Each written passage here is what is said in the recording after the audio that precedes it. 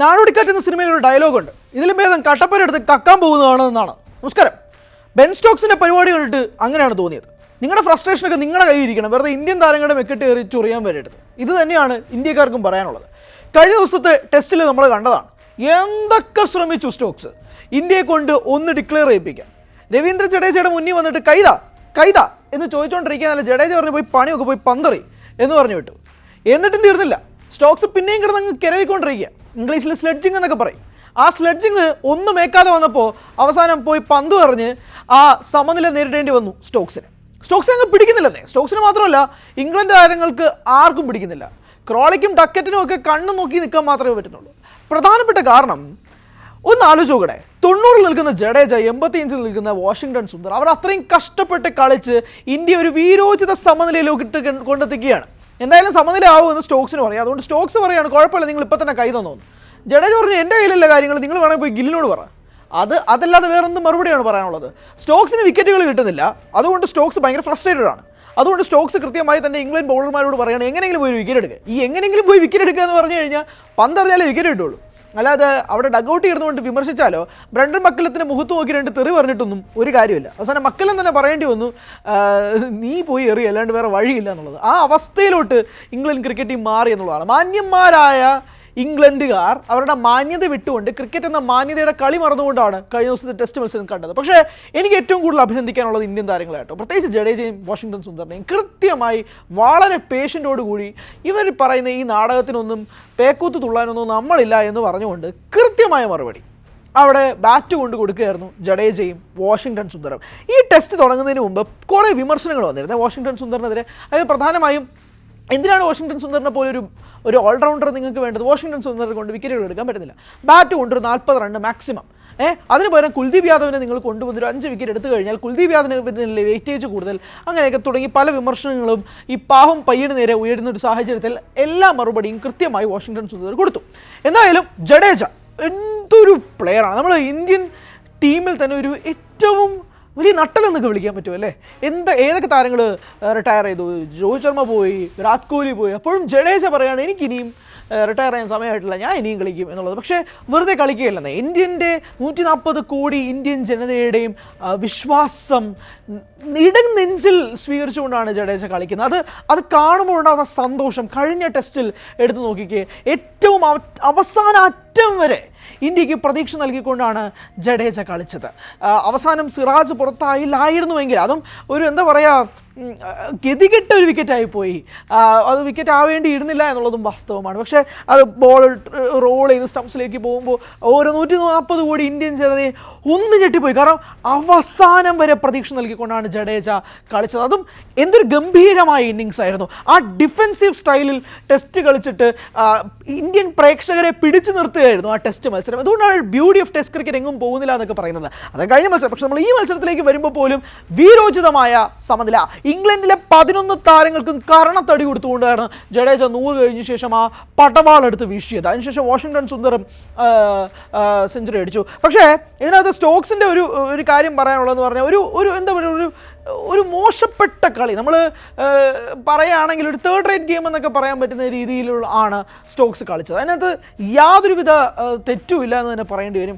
അമ്മാതിരി മോശപ്പെട്ട കളിയാണ് സ്റ്റോക്സിൻ്റെ ഭാഗത്തുനിന്ന് ഉണ്ടായത്. കാരണം സെഞ്ചുറി അടിക്കാൻ വേണ്ടി തന്നെയാണ് നിൽക്കുന്നത്. ഞാൻ പറഞ്ഞില്ല, ഗൗതം ഗംഭീർ കഴിഞ്ഞ ദിവസത്തെ പ്രസ് മീറ്റിൽ പറഞ്ഞത്, ഇംഗ്ലണ്ടിലെ ഒരു താരമാണ് 90 അടിച്ച് അവിടെ നിന്നിരുന്നെങ്കിൽ അവരവിടെ ആ സമയത്ത് ഡിക്ലെയർ ചെയ്യുമായിരുന്നു, അല്ലെങ്കിൽ ഇത് സമനില കൊടുത്ത് കൈ കൊടുത്ത് പിരിയുമായിരുന്നോ? ഇല്ല. ഇന്ത്യൻ താരങ്ങളിൽ 2 പേർ, ഒരാളല്ല 2 പേർ, ആ നോൺ സ്ട്രൈക്കർ എൻഡിലും സ്ട്രൈക്ക് എൻഡിലും നിൽക്കുന്ന ഒരാൾ 90-ലും മറ്റൊരാൾ 85-ലും നിൽക്കുകയാണ്. ഈ ഘട്ടത്തിൽ തന്നെ സ്റ്റോക്സിന് വന്ന് കൈ കൊടുക്കണം. ഒരിക്കലും നടക്കില്ല എന്ന് പറഞ്ഞുകൊടുകൂടി സ്റ്റോക്സ് എന്തായത്, നിങ്ങൾ എങ്ങനെയെങ്കിലും പോയി ഒരു സെഞ്ചുറി അടിക്കുക എന്ന് പറഞ്ഞുകൊണ്ട് എല്ലാ ഫീൽഡേഴ്സിനെയും 30 യാർഡ് സർക്കിൾ ടെസ്റ്റിലില്ല എന്നാൽ പോലും അകത്ത് കയറ്റി നിർത്തി. അതായത് ഞാൻ പറയുന്നത്, ഒരു മാന്യതയില്ലാത്ത, ഒട്ടും വാശിയില്ലാതെ എങ്ങനെയെങ്കിലും ഇത് തീർക്കാൻ വേണ്ടി കളിക്കുന്ന സ്റ്റോക്സിനാണ് നമ്മൾ കണ്ടത്. മാത്രമല്ല ആ ക്ലൈമറ്റിൽ വീണ്ടും എറിയാൻ വയ്യ ബൗളേഴ്സിന്, അവരുടെ ഫിറ്റ്നസിനെ ബാധിക്കും എന്നൊക്കെയാണ് പറയുന്നത്. പിന്നെ നിങ്ങൾ ഈ കളിക്കാൻ വരരുത്, നിങ്ങൾ വേറെ വല്ല പണിക്ക് പോകണം. സ്റ്റോക്സിനോടും ഇംഗ്ലണ്ട് താരങ്ങളോടും പറയാനുള്ളത് അതാണ്. നിങ്ങളുടെ തലയിൽ ബ്ലെയിം കെട്ടി വയ്ക്കുന്നതിന് പകരം ഇന്ത്യൻ താരങ്ങൾക്ക് മേൽ നിങ്ങളുടെ ഫ്രസ്ട്രേഷൻ തീർക്കാൻ വേണ്ടി വരരുത്. അതിന് കൃത്യമായ മറുപടി ഞങ്ങൾ തരുകയും ചെയ്യും. മാത്രമല്ല ഈ ടെസ്റ്റ് പരമ്പര മൊത്തം എടുത്ത് നോക്കിയേ, ഇന്ത്യയുടെ ഒരു വേർഷൻ 2.0 ആണ് ഈ ടെസ്റ്റ് പരമ്പര. ആ ടെസ്റ്റ് പരമ്പരയിൽ ഇന്ത്യ പരാജയപ്പെട്ട 2 മത്സരങ്ങൾ എടുത്ത് നോക്കിയാൽ പോലും വളരെ നാരോ മാർജിനിലാണ് ഇന്ത്യ പരാജയപ്പെട്ടത്. എന്നാൽ ഇന്ത്യ ജയിച്ച ഒരു മത്സരമാവട്ടെ ഏറ്റവും വലിയ മാർജിനിലാണ് ജയിച്ചത്. ഞാൻ പറയുന്നത് ഈ ഇന്ത്യൻ ടെസ്റ്റ് ടീമിൽ നമുക്ക് വിശ്വസിക്കാം. കാരണം അതിനകത്ത് ഒരുപാട് പ്രശ്നങ്ങളുണ്ട്, ഇല്ലെന്നല്ല പറയുന്നത്. Led by captain Shubman Gill, എന്തൊരു കൺസിസ്റ്റൻസി. അതോടൊപ്പം തന്നെ ജഡേജയുടെ കാര്യം, ജഡേജ ഇനി എത്ര കൊല്ലമാണ് മത്സരിക്കാൻ പോകുന്നതെന്ന് അറിയില്ല. ജഡേജയും പ്രായമായി വരികയാണ്. പക്ഷേ അദ്ദേഹത്തിൻ്റെ പ്രകടനത്തിൽ ആ പ്രായത്തിൻ്റെ ഒരു അറ്റം പോലും ഉണ്ടാകുന്നില്ല എന്നുള്ളതാണ് ഇന്ത്യൻ ആരാധകർക്ക് വലിയ സന്തോഷം നൽകുന്ന കാര്യം. ബട്ട് സ്റ്റിൽ ഈ ടീമിൽ ഒരുപാട് ചെറിയ ചെറിയ പ്രശ്നങ്ങളുണ്ട് എന്നുള്ളത് പറയാതിരിക്കാൻ വയ്യ. എന്നാൽ പോലും വളരെ ഷോക്കിംഗ് ആയിട്ടുള്ള, വളരെ പേടിപ്പിക്കുന്ന ഒരു വാർത്ത എന്ന് പറയുന്നത് 5th ടെസ്റ്റിൽ ഋഷഭ് പന്ത് കളിക്കില്ല എന്നുള്ളതാണ്. ഋഷഭ് പന്ത് ടീമിലുണ്ടാവില്ല. ഒരു വലിയ ഒരു നഷ്ടം തന്നെയാണ് ഇന്ത്യക്ക് എന്നത് പറയേണ്ടി വരും. പ്രത്യേകിച്ച് അവസാനത്തെ ടെസ്റ്റ് മത്സരം ഇന്ത്യക്ക് വളരെ ഇമ്പോർട്ടൻ്റ് ആണ്. ഈ സീരീസ് തന്നെ ഡ്രോ ആക്കാൻ പറ്റുന്നതാണ്. തോറ്റാൽ ഇന്ത്യക്ക് സീരീസ് നഷ്ടമാവും, ജയിച്ചാൽ ഇന്ത്യക്ക് സമനില പിടിക്കാം. അത് ഇംഗ്ലണ്ടിനെതിരെ ഒരു ടെസ്റ്റ് മത്സരം സമനില പിടിക്കുക എന്ന് പറയുന്നത് നിസ്സാരപ്പെട്ട പരിപാടിയല്ല, ജയത്തിന് തുല്യം തന്നെയാണ്. അത് തന്നെയാണ് ഇന്ത്യ ലക്ഷ്യമിടുന്നത്.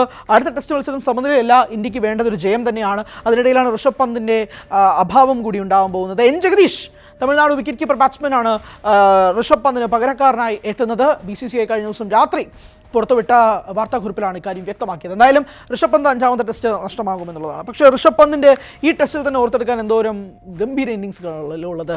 KL രാഹുലിൻ്റെ ആയിക്കോട്ടെ, നമ്മൾ ഈ അവസാനത്തെ ഇന്നിങ്സിൽ പോലും 2 വിക്കറ്റ് നഷ്ടം, 0 റൺസ് 2 വിക്കറ്റ് നഷ്ടത്തിൽ നിന്ന് ഇന്ത്യൻ ടീം സ്റ്റോക്സൊക്കെ ആഘോഷം കൊണ്ട് തുടങ്ങി. ഇനി ഇല്ല ഇന്ത്യ, തീർന്നു ഇന്ത്യ, ഈ ടെസ്റ്റ് കൂടെ നമ്മളങ്ങ് ജയിച്ചു കഴിഞ്ഞാൽ പിന്നെ ഈ സീരീസ് അങ്ങ് ജയിച്ചു എന്നൊക്കെ പറഞ്ഞുകൊണ്ട് ഇന്ത്യക്കെതിരെ പന്തറിയാൻ വന്ന ഇംഗ്ലണ്ട് ടീമിനെ അങ്ങ് കെട്ടിച്ച് വിട്ടായിരുന്നു ഇന്ത്യൻ ടീം 2ാമത്തെ ഇന്നിങ്സിൽ കളിച്ചത്. സത്യം പറഞ്ഞാൽ രോമാഞ്ചം വന്നുപോയി ഈ രാജ്യത്തിൻ്റെ ക്രിക്കറ്റ് ടീമിനെ കണ്ടുകൊണ്ട്.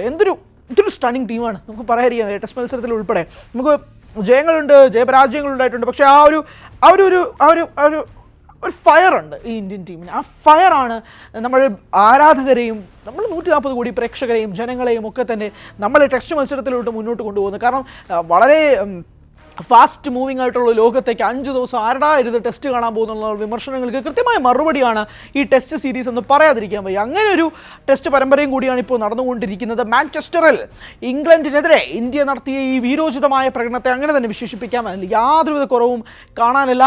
ജഡേജയെ പോലൊരു താരത്തിൻ്റെ മേലുള്ള വിശ്വാസം വീണ്ടും വർദ്ധിച്ചുകൊണ്ടിരിക്കുന്ന ഒരു സാഹചര്യത്തിൽ 5ാം ടെസ്റ്റിൽ ഇന്ത്യക്ക് ജയത്തിൽ കുറഞ്ഞൊന്നും ചിന്തിക്കാൻ കഴിയില്ല. ജയിച്ചാൽ 2-2 ഈ പരമ്പര സമനിലയാക്കാം, തോറ്റാൽ ഇംഗ്ലണ്ടിന് ഈ പരമ്പര സ്വന്തമാക്കുകയും ചെയ്യാം. അങ്ങനെ ഈ 5 ടെസ്റ്റ് പരമ്പര വളരെ വാശിയേറിയ വീരോചിതമായ രീതിയിലേക്ക് മാറുമ്പോഴേക്കും സ്റ്റോക്സിൻ്റെ കഴിഞ്ഞ ദിവസത്തെ പ്രവൃത്തി, അതിനകത്ത് യാതൊരുവിധ കാര്യത്തിൽ നമുക്ക് സംസാരിക്കാനില്ല. സ്റ്റോക്സ് പ്രത്യേകിച്ച് കുറച്ചുകൂടെ മാന്യത പുലർത്തേണ്ട കാര്യമുണ്ട്. കളിക്കുന്നത് ക്രിക്കറ്റാണെന്ന് ഓർക്കണം, കളിക്കുന്ന ഒരു ടെസ്റ്റ് മത്സരമാണെന്ന് ഓർക്കണം, താൻ ഒരു ക്യാപ്റ്റനാണെന്ന് ഓർക്കണം, ടീമിനെ നയിക്കുന്ന ഒരാളാണെന്ന് നോക്കണം. അതുകൊണ്ട് തന്നെ തൻ്റെ ഓപ്പോസിറ്റ് ടീമിനോട് ഓരോ പ്ലേസിനെയും സ്ലെഡ്ജിങ് ഒക്കെ നമ്മൾ ഇന്നലെയും കാണാൻ തുടങ്ങിയതല്ലോ, വർഷങ്ങളായിട്ട് കാണാൻ തുടങ്ങുന്നില്ല. പക്ഷേ സ്ലെഡ്ജിങ് വേറെ, ഫ്രസ്ട്രേഷൻ വേറെ. സ്വന്തം ടീമിന് ഉള്ള ഒരു ഫ്രസ്ട്രേഷൻ, സ്വന്തം ടീമിലെ ബൗളേഴ്സിന് വിക്കറ്റ് എടുക്കാൻ പറ്റാതെ പോയതിൻ്റെ ആ ഒരു ഫ്രസ്ട്രേഷൻ തീർക്കേണ്ടത് ഓപ്പോസിറ്റ് ടീമിലെ താരങ്ങളോട് നിർബന്ധപൂർവ്വം ഷേക്ക് ഹാൻഡ് വാങ്ങിപ്പിച്ച് ഇന്നിങ്സ് ഡിക്ലെയർ ചെയ്യിപ്പിക്കുന്നതല്ല, അത് കളിച്ച് ജയിക്കേണ്ടതാണ്. അങ്ങനെ ഒരു വിമർശനം വളരെ രീതിയിൽ തന്നെ ലോകമെമ്പാടും സ്റ്റോക്സിന് നേരെ ഉയരുന്നുണ്ട്. ക്രിക്കറ്റിംഗ് ലോകത്ത് എന്തായാലും സ്റ്റോക്സിന് നേരെ ഉയരുന്നുണ്ട്. സ്റ്റോക്സിൻ്റെ ക്യാപ്റ്റൻസിയിലെ ഡീസൻസിയില്ലായ്മ